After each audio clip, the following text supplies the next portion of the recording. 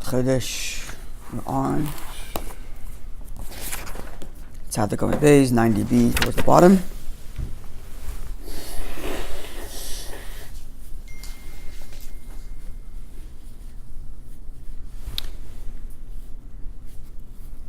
The line starts with the word Lo'elam Haba, and the third word is a Rosh Tevis, Aleph Lamed Amalei.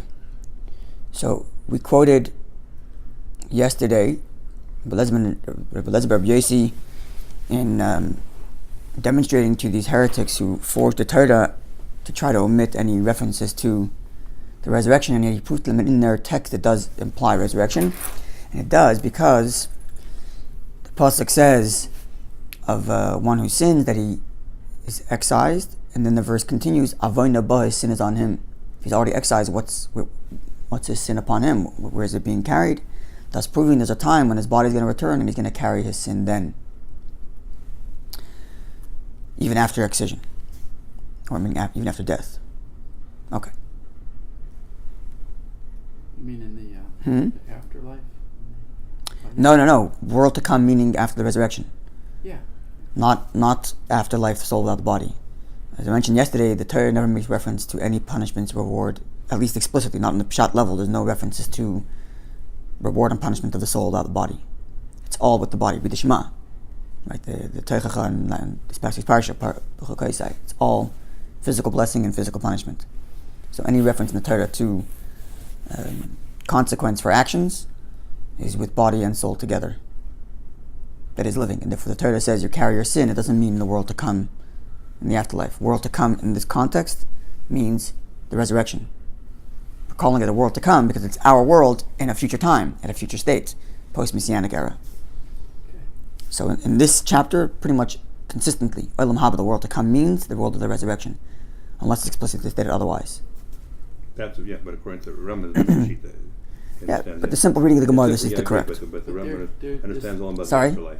afterlife. Depending on the context, but usually in this Gemara it doesn't mean that. So those are distinct periods, right? The resurrection and the Olam Haba? Olam Haba just means world to come. Direct translation of the word Olam Haba means world to come. But what does that mean? Okay. What does world to come mean? Right? So ordinarily, depends on the context. In the context of this chapter, whenever it says world to come, it means our physical world at a future time, post-Messianic age. It does not mean the spiritual world, unless the context implies otherwise. Okay. But here, whenever we use the word Olam Haba, future world, that's what Olam Haba means. It's to commonly mean life after death. But in rabbinic literature, Talmudic literature, for the most part, it actually means the resurrection, the physical world at a future time. Not Al Manashamas. Saying even in the Rambam, it depends on the context. It's not every single time mentioned Olam Haba doesn't mean a soul without a body. And even if it means a soul without a body, it doesn't mean the soul without a body now. It means the soul without a body post-Messianic age. He said Olam Haba too, but it means the world. Depends on the context, as I said. Yeah. So again, it doesn't discuss Chesed in much detail at all. Again, it depends on the context. Depends on the context. But in rabbinic Gemara literature, for the most part, example, it means here, he understands he carves the cars as the Olam Manashamas. After the resurrection. No. Probably after the resurrection. Okay, I don't know. But anyway, in the context here, it means... He doesn't discuss the resection in any detail at all in the Mishnah Torah. Not in Mishnah Torah. One of the complaints. So he understands all he has his letter of Tchias HaMesim. But generally speaking, even... I agree with you in terms of the... I'll give you an example. The Rambam writes at the end that Lo Nesav Nevi'im Lo L'Besim... Okay, he uses the term Beis Mashiach, not Olam Haba there. Exactly. He doesn't use it. Doesn't use the term Olam Haba. Anyway. Yeah. His Shita is much different than the... I know, but the context of the Gemara here means the resurrection. Yeah, the truth of the Gemara, yeah, but I'm saying that... Anyway, so we're going to stick with that just so that we're not confusing. Olam Haba, whenever we use the words Olam Haba, we mean, at least in this class, in this Gemara, we mean the physical world, resurrection of the dead. That's the general context of this Gemara. Okay, yeah? Okay. World to come in this context, but in world to come in other contexts could mean after Mashiach's coming, but before resurrection of the dead. It's a good question. It's a good question. Stages or something. It's a good question. Usually, usually means two separate times. First Messianic era, and then the world to come. In other words, because Messianic era is not defined by anything new. Our world stays the same. It's just perfected. And then there's a world to come, as in like the world goes to a whole new level. Okay. That's post-resurrection. You have it in our Shabbos davening. Right, we distinct. We say there's nothing like you in the world. In the coming of Mashiach, first we say there's nothing like you in this world, Nothing like you. Efes Bilcha Galenu Es Mashiach. Ve'nemilcha Es Abeis Chis HaMesim. Right? There's 3 stages. I think I'm missing one. No, Ein Chachal Mamazah. Wenn du Malkeinu then you Moisem Mashiach, then Tchis HaMesim. Then Tchis HaMesim. Right? So over there it says Elam Haza, Elam Haba, this world, the next world, Mashiach, Tchis HaMesim. So there from the context, obviously, Elam Haba, the world to come, means the world of Neshamas before Mashiach's coming. But after Mashiach's coming, there's another distinct world where there's resurrection. So in rabbinic literature, and the Gemara's literature for the most part, excluding the Rambam, but even so, generally speaking, Elam Haba means the world of the resurrection. Our world in its futuristic state, post-Messianic age, or at the heightened stage in the Messianic era. Okay. So now, sorry? No. With me? Good. Thank you. Like example. Okay, so Amalei Papa, sorry? Example, so you prepare yourself for this world to go to the bank of the world to come. That's usually explained as the oil and the shama. Yeah, but that could be either, but that's true. Yeah. It all depends on the context. But in the simple, we learned this in the first class in our intro, from the Bar Tanura, who points out from the simple reading of the Mishnah, and from the Gemara, which says, why isn't the person getting the world to come? Because he denies the resurrection. So it's measure for measure. He denied resurrection, he doesn't get resurrection. Thus clearly stating that in this context, Elam Haba means the world of resurrection. Okay. So the line starts with the word Elam Haba, the third word is Aleph Lamed Amalei. Amalei Rav Papa Abaye. Rav Papa says to Abaye, why didn't Rabbi Yossi tell these heretics who forged the Torah to omit any references to the resurrection? And he disproved it by saying that the verse says excision, and then it says he'll carry his sin, thus implying he's carrying his sin even post-death, thus alluding to resurrection. So says Papa to Abaye, why not say Mikares to Kares? Why not prove the double excision or double punishment from the very words Hikares to Kares? The literal translation of Hikares to Kares means excised, he shall be excised. It's a double expression. The verse could have just said Tikares, he shall be excised. Why excised, he shall be excised, implying two? So it says Papa to Abaye, why not prove from there that there's twice punishment, once in this world, once in the next world? Again, next world meaning resurrection. Clear? Why go to the next words, which says Havonabah, he carries his sin? So Abaye responds and says, Inu, Hava Amri, they would have responded, Dibra Torah Kaloshim B'nei Adam, that the Torah speaks in the language of man. In other words, even though it's true that many times throughout the Gemara will analyze a double expression of the Torah, but on its simple reading, I shouldn't say, but I'm pretty sure from Rashi it doesn't comment on these kinds of things. On Rashi's commentary on the Chumash, I'm pretty sure, maybe there are some exceptions, but the Torah uses the language of man, and in Hebrew, at least in classical Hebrew, it's the way of speaking. Hikares tikares, excise he shall be excised, but it really only means once in common vernacular. It's a way of like solidifying the finality of your statement. It's like putting an exclamation point, if you will. It's like the gravity of it. Yeah, like putting an exclamation point, like this shall happen, but it's not to. In other words, the heretics would have replied and said, "It's not a proof to any two excisions. It's one excision, but being stated affirmatively in common vernacular." Okay, so end conversation between Papa and Abaye. Now the Gemara comments, the editors of the Gemara comment, Ketanoi, perhaps this discussion between, or the two different ways of reading the verse between Abaye and Papa, whether or not Hikares Tikares is divided into two excisions, excised you shall be excised, as twice, or keeping it as one, but just the Torah speaking in the common vernacular of humanity, of people. Yes, two ways of reading the verse. Ketanoi, the Gemara says, perhaps this follows a previous dispute between Mishnaic age sages from the Mishnaic era. So there's a text which reads, Hikares Tikares, analyzing this very verse. Excised, he shall be excised.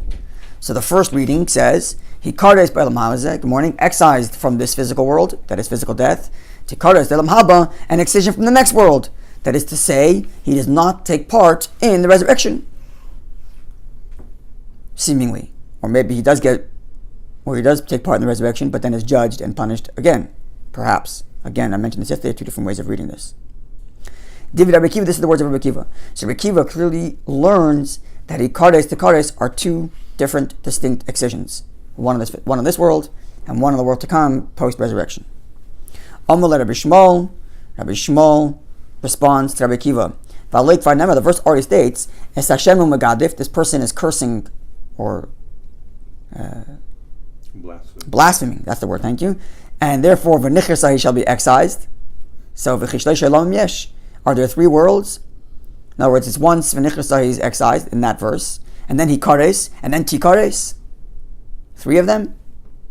Ella, rather, V'nichirsa, he's excised Ba'olam Hazeh, in this physical world. Hikares la'olam haba, and shall be excised in the next verse, refers to the world to come, post-resurrection. And Hikares to Fakares, and the fact that it says excised, he shall be excised, is Dibur Torah Kol Shemid Adam, the Torah speaking the language common vernacular. Clear? So the verse says once, he shall be excised, and then elsewhere it says, excised, he shall be excised. So that's three. So is that three or is that two? So Rabbi Akiva says, Hikares to Kares, excised, he shall be excised, is two. And if Rabbi Shmuel says, one second, are you telling me there's a third one? Right, And if that's right, so therefore Rabbi Shmuel says there's only two, and the fact that it says excised, he shall be excised, it's just common vernacular expression.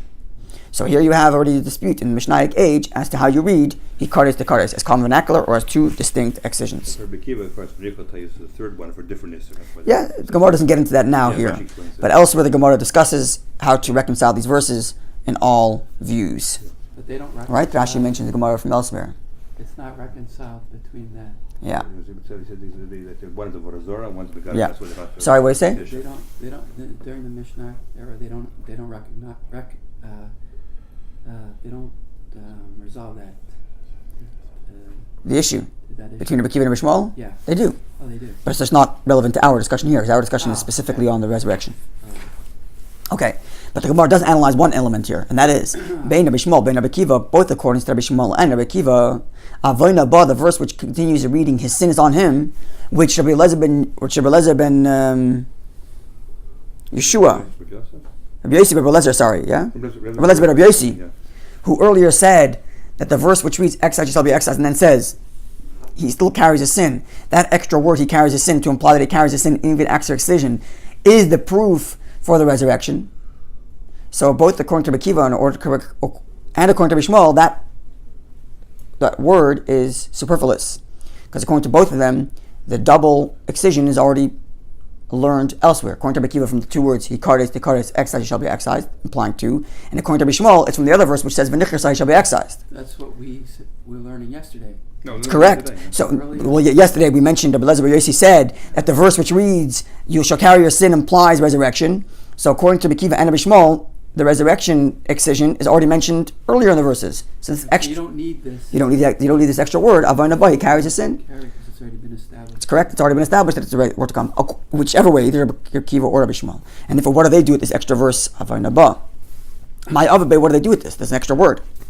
So it says the Gemara L'Chadatanya, they use that to derive that which the Mishnaic age text says elsewhere. Namely, Yachal afilu asa tshuva, one might assume, or one could make the mistake of thinking, that if one did teshuvah, he still gets excised, given the gravity of sin. No teshuvah is accepted, and therefore, even if he does teshuvah, Hikares to Kares, excised, he shall be excised. Talmud Leimar, therefore the verse adds and says, Avoyna ba, his sin is on him. Namely, Lo yamarti, I have not told you that you will get excised, Ella only, Bisman shavoyna ba, when you're still carrying your sin. So in other words, Avoyna ba is not to be seen as his sin is on him even after excision, but rather a condition. When is excision applied? When Avoyna ba, when he still carries his sin. But if he did teshuvah, he let go of his sin, then we rescind, and Hashem removes this punishment. Clear?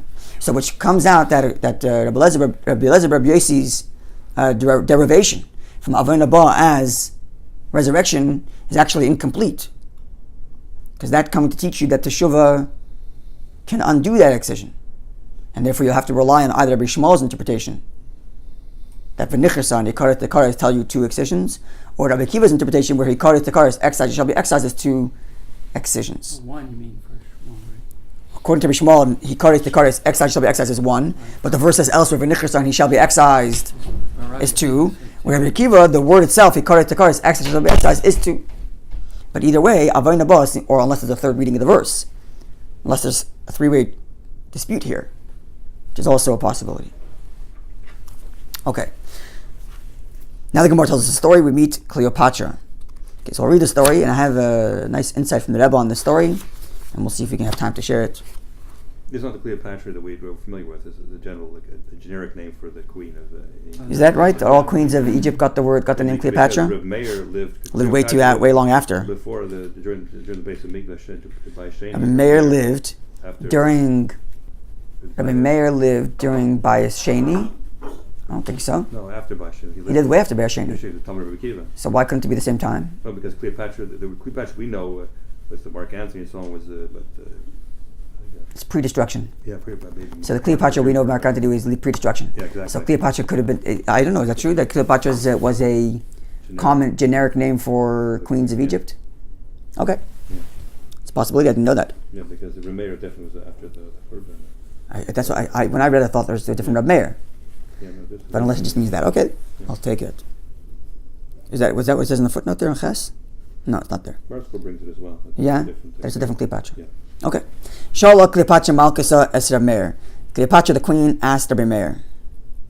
Okay, so we don't know who this is specifically. So Amra, she said as follows: Yadana, I know. No, sorry, the Rebbe's comment goes in the next story. Let's see if we get there.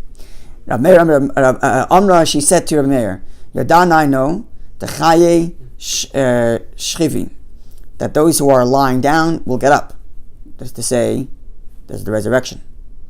Why? Because she is well versed in scripture, and the verse says in Tehillim, Eitzitzu me'ir ke'esev ha'aretz, and it will come forth in the city like grass from the earth. Meaning, They'll sprout out from the earth. That is to say, from the grave. Okay, so I know that there is resurrection. Interestingly enough, all of the sages who quoted verses to prove resurrection did not quote this one, but she did.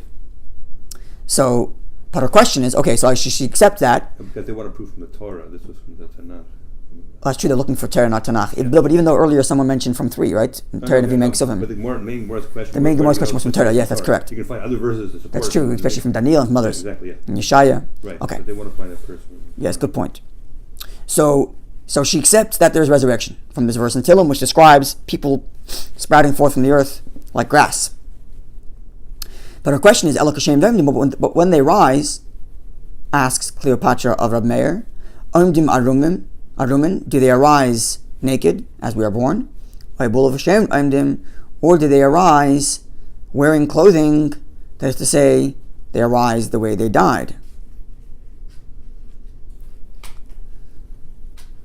Amar La, I'll read the story. I'll give you a suggested reading of this.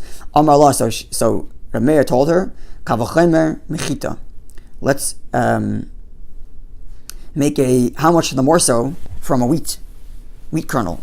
Machita, just like a wheat kernel. Shenikfar aruma is buried naked. Right, when you plant it, you bury the kernel without its shell. Yoitza, but when it comes forth, bekama lavushin, it arises in many clothing, not just one shell, but if you look at a wheat stalk, it has multiple shells. So how much more so? Tzadikim, shenikvarim belevation, that actually are buried with their clothing, at least shrouds. Alachis kam v'kama, how much more so they'll arise in their clothing. Okay, so perhaps, and it's connected a little bit to the next story, as we shall explain, but perhaps she's asking, she's asking if they're getting up in their clothing, the implication is that they're continuing the lives that they had before. They are continuing the lives they had before in the resurrection, which is why she's asking if they have clothing. And perhaps when she's asking if they get up naked, as if to say it's a rebirth, it's a new entity, a new person. So the mayor responds with a kind of hybrid. Even though he says that they're going to get up in their clothing, but he uses a derivation from a wheat kernel. And how does a wheat kernel arrive? It arrives in its clothing, yes, even if it goes naked. That is to say, there is a rebirth, but it's a rebirth that somewhat's connected. Something like that. It's an entirely new you that's somewhat connected to your old you. And it's that it has to be, as we're going to learn soon, because part of the resurrection is a judgment, and as the Gemara explains, judgment is both with body and soul. Now, if you're an entirely new you, who are you judging? It's a new you. What are we judging you for? So even though you're arising as an entirely renewed entity, but it's still you. Yeah, physically could be like a renewal, but spiritually the same neshama. But even the neshama gets a renewal, and that it goes to a whole new level, a whole new revelation of Hashem. A revelation, but yeah, but not that it's a new neshama, God forbid. The same and even the body itself, physical renewal, as we'll learn in the next story, is a relevant question, and perhaps it's a connection to the next story, as we'll see. Because so let's learn. Is raised like, okay, we have the same shevet, whatever shevet you were before, when you resurrect the same shevet. The question would be, you have multiple same what? Same shevet. Yeah. You're definitely the same identity because you have to go by shvatim. Yeah. Other questions raised in Forshim is more of what about someone's married to more than one wife? One wife. Which wife does he go to? The first, the second? Yeah. Yeah, we're gonna get to all of that. This all Kabbalah talks about this also. Especially when they're in Erev, let's say married two sisters, one after the death. Right, where you can't live with both of them. Exactly. Okay, well, we'll get to all this. That's the idea of identity. So you do have an identity from the past. Otherwise, there'd be no. Yeah. Okay, so now this connection, this understanding the story in this way, that she's asking if there's a connection to the old body or not, to the old you or not, leads to the next story in the way that Rabbi explains it. So let's see the next story. Amar le Kesar le Rabbi Gamliel. The Kesar, the Caesar,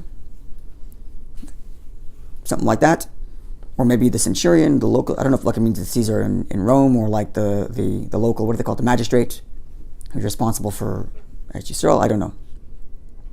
Either way, a Roman official of a high level. Okay, so Kesar is like Aramaic for king. Yeah, so it's really Caesar. Yeah, the Caesar, but I don't know if it means the actual Caesar. But sometimes Kesar could also mean like the local Roman magistrate, or the Roman governor, whatever the word is. At any rate, some high-level official. Yeah, in the chain. But one you would call Caesar, one who you would call the highest possible title. Maybe it is a Caesar. I don't know. Anyway, this Kesar asked Rabbi Gamliel, Amrisu, you guys are taught, or you guys proclaim, or espouse, the Shlivi Chaya, those who are laying down will live. Resurrection. But Ha'ava Afra, they're actually earth. They decompose. And he doesn't. I don't see this written anywhere, but perhaps he's citing the fact that the verse says, V'la Afra Tashuv, they return to the earth. So not just they actually physically decompose, but even by Torah law, you are earth after death. Return to the earth. Dust. So V'afra Mikachayim, does dust live? As if saying, no connection to your past body. It's gone. Maybe a new person, but not a connection to the old one. Amrale Barte. So the daughter of the Caesar told Rabbi Gamliel, Shafke, quiet, don't answer. But no, Madrinale, I'm going to answer. I'm well learned. I'm going to answer the question. This is the daughter of the Caesar. Tells Rabbi Gamliel, hold your answer. I want to see if I can get this. Yeah, that's interesting. So she says like this. We have two artists in our town.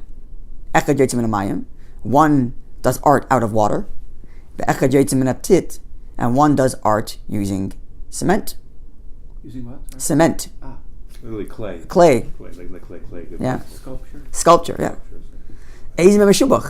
Who's more talented? Amarle, obviously the one who forms out of water. That's a much more difficult material to use. Obviously, I'm not really sure how you have an artist doing water, but it's whatever it is. If there were stains or something like that, it doesn't seem like that. It seems like an actual form out of water. In other words, I think it's a hypothetical. In other words, like if someone can master making images out of water, then presumably then it's better than making it out of earth. So Amrale, so she told him, okay, so you're acknowledging that the one who makes it out of water is more prestigious. If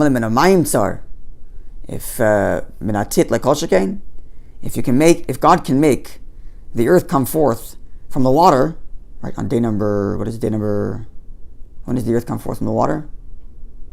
means the third day, but here it's talking about the Yeah. tipa. Rashi explains the water. Tipa.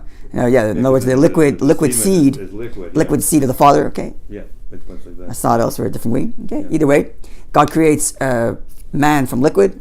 How much more so He can make it from earth, from clay. So what's the problem with recreating man from clay? And story of Caesar and Rabbi Gamliel and the Caesar's daughter, who said that God can create from the earth. No big deal. Okay. The Veda Bishmal Tana. In the house of Rabbi Shmuel, they taught, they compared the resurrection to glass. Makli sruchis. Just like when it comes to glass, that the effort is made through the breath of flesh and blood. It means a human being blows glass. That's how you make glass, by blowing it. If you've ever seen it, it's very cool, but they make it out of glass. They blow glass. Yeah? So nishbiru, if it breaks, the glass breaks, yesh lam takana. You can reblow it. You take the shards, you melt it down, put it back in the fire, and you can reblow it. So, Basav Adam, a human being, whose life was blown in by God, right? The verse says that God blew into his nostrils a soul of life. Allah's kamakam, how much more so? So, if that which is created by human breath can be recreated after being destroyed, so how much more so can God's breath be rejuvenated to recreate whatever created the first time, namely man. Okay, end story and comment. So the Rebbe has a beautiful teaching in this Gemara. I don't want to we're running out of time, but it's a very beautiful teaching. It's not related, actually, the teaching's actually not in this Gemara, but the Rebbe brings it in as a citation. The Rebbe is talking about the end of Nida, where there's a conversation between, there the Gemara also cites this conversation between sages and others.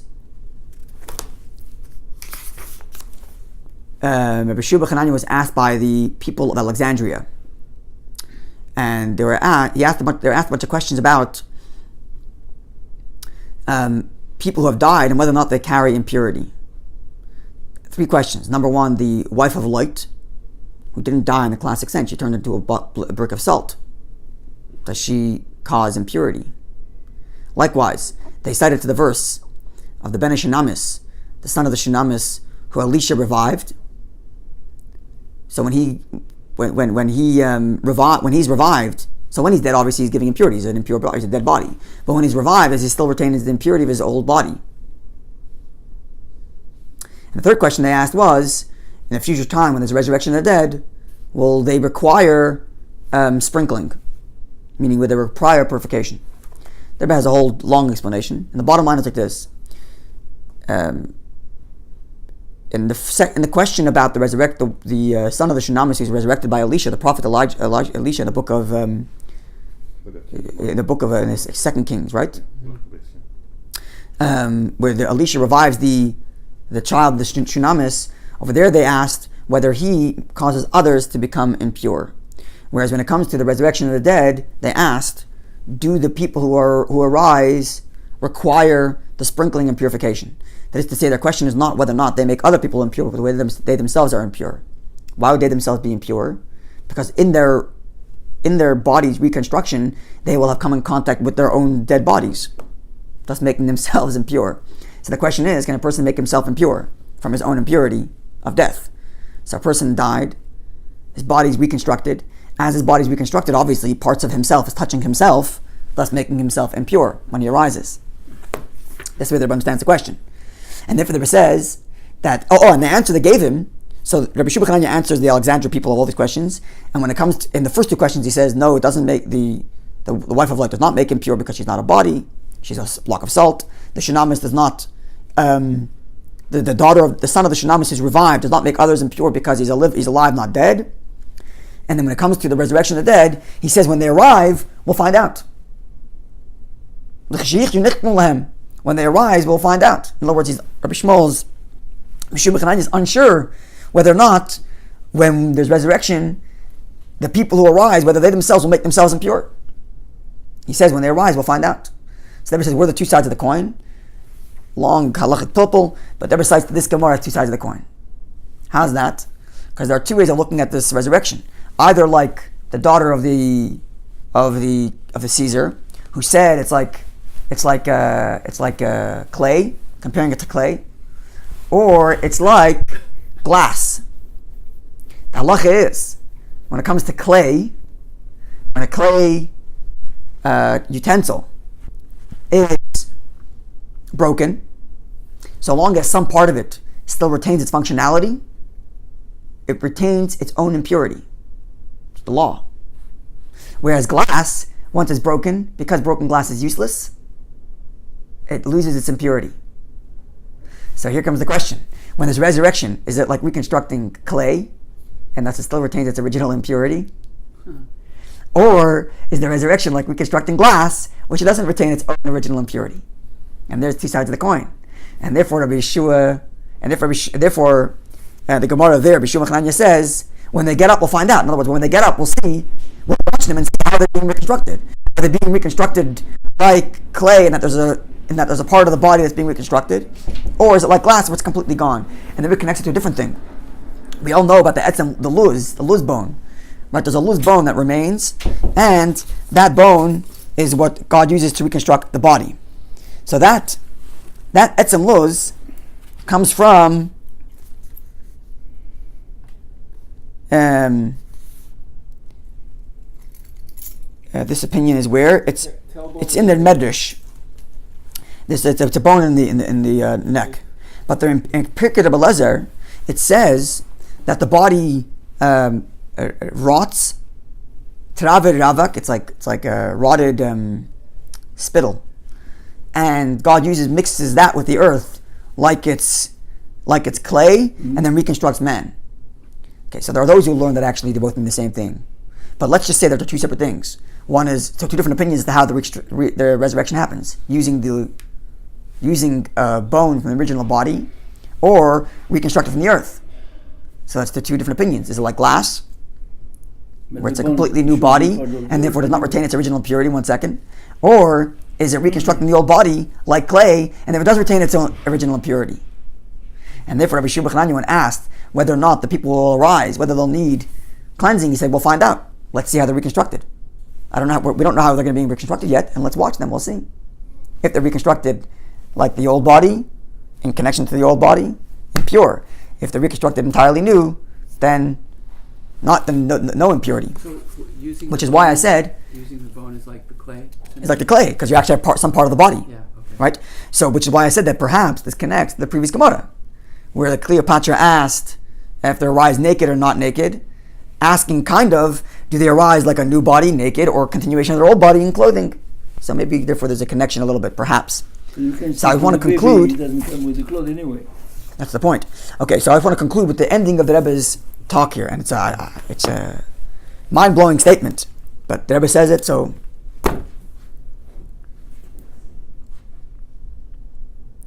So the Rebbe says, first, the Rebbe concludes his talk by saying, quoting the beginning of our Mishnah, which says, all Jews have a share in the world to come.